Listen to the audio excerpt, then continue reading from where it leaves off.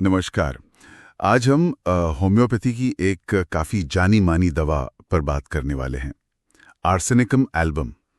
ये स्रोत बताते हैं कि हैनिमन ने खुद इसे सिद्ध किया था और इनमें इसके तीव्र और पुराने दोनों तरह के लक्षणों का जिक्र है। तो चलिए कोशिश करते हैं इन स्रोतों के आधार पर इसके जो मुख्य लक्षण हैं, खासकर व्यक्तित्व वाले, उनको समझने की। बिल्कुल। और इन स्रोतों में एक बात बहुत साफ नजर आती है। आर्सेनिकम को अगर समझना है तो उसकी जड़ में जो एक एहसास है असुरक्षा का, उसे पकड़ना होगा। लगभग सारी जो बातें हैं, सारे लक्षण, वो इसी एक गहरे डर या असुरक्षा से निकलते दिखते हैं। अच्छा, तो ये असुरक्षा ये बाहर कैसे दिखती है? मतलब रोजमर्रा की जिंदगी में? स्रोत कहते हैं कि ये इंसान को दूसरों पर बहुत ज्यादा निर्भर या डिपेंडेंट बना देती है। हाँ। उन्हें किसी के साथ की जरूरत होती है, पर दिलचस्प बात यह है कि ये जरूरत बातचीत के लिए नहीं है। नहीं नहीं, बल्कि इसलिए कि उन्हें अपनी सेहत की चिंता है और अकेले होने से डर लगता है। ये अकेलेपन का डर खासकर रात के वक्त बहुत ज्यादा होता है ना? जी, बहुत ज्यादा। और इसी असुरक्षा का एक दूसरा पहलू भी है जो शायद थोड़ा चौंकाने वाला लगे।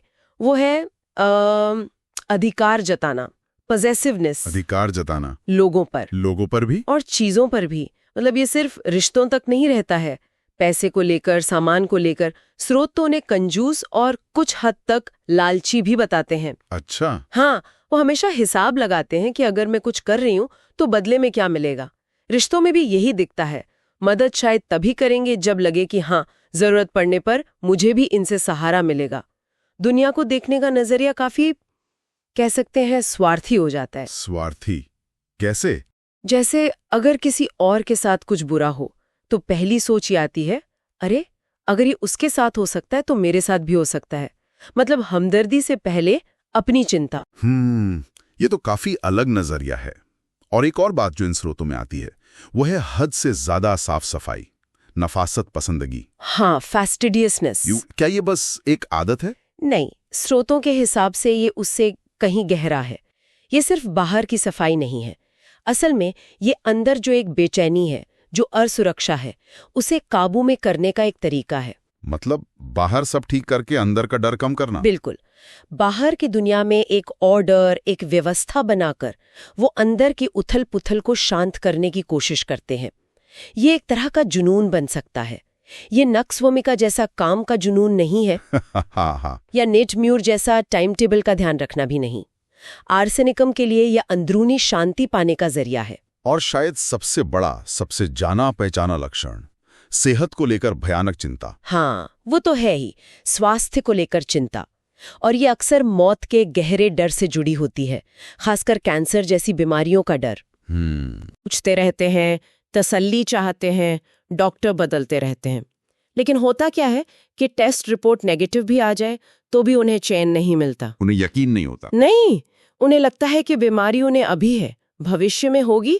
ऐसा नहीं, अभी है। और ये चिंता इतनी बढ़ जाती है कि ये उन लोगों तक भी फैल सकती है जिन पर वो निर्भर है। उनकी सेहत की भी चिंता होने लगती है। तो ये फास्फोरस या नाइट्रिक एसिड से अलग कैसे है? उनमें भी तो सेहत की चिंता होती है। हाँ, फर्क है। जैसे फास्फोरस का मरीज दूसरों के लक्षण सुनकर अपने में महसूस करने लगता है, और नाइट्रिक एसिड का मरीज बीमारी के लंबे असर से डरता है, सीधे मौत से नहीं। आर्सेनिकम का डर ज्यादा तात्कालिक और मौत से जुड़ा होता है। और क्या इन स्रोतों में बीमारी के बढ़ने के कुछ चरणों का भी जिक्र है? जी हाँ, बिल्कुल। बताया गया है कि शुरुआत में शायद शारीरिक लक्षण ज्यादा हों, जैसे जलन वाला दर्द, ठंड लगना, बार बार जुकाम, प्यास लगना, पर एक बार में थोड़ा थोड़ा पानी पीना। और वो रात वाली तकलीफ? हाँ, खासकर रात को 1 से 2 बजे के बीच तकलीफ का बढ़ना। साथ में थोड़ी बेचैनी, थोड़ी कंजूसी दिख सकती है। लेकिन जैसे जैसे तकलीफ बढ़ती है, गहरी होती है, तो सेहत और मौत की चिंता भयानक रूप ले लेती है।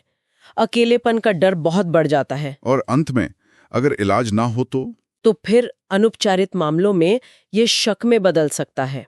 व्यामोह, निराशा, जिंदगी में कोई रुचि ना रहना, यहाँ तक कि उन लोगों पर भी शक करना जिन पर वो सबसे ज्यादा निर्भर है।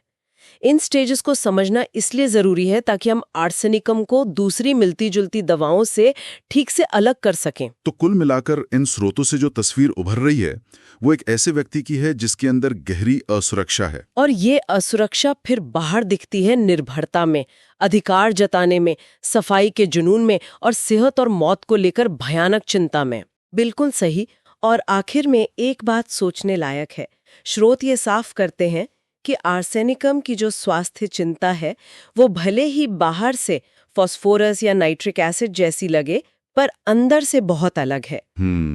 तो ये सवाल उठता है कि कैसे एक जैसे दिखने वाले बाहरी लक्षण असल में बिल्कुल अलग अंदरूनी मानसिक स्थितियों या डरों से पैदा हो सकते हैं, और सही दवा चुनने के लिए इन बारीक फर्कों को समझना कितना जरूरी हो जाता है।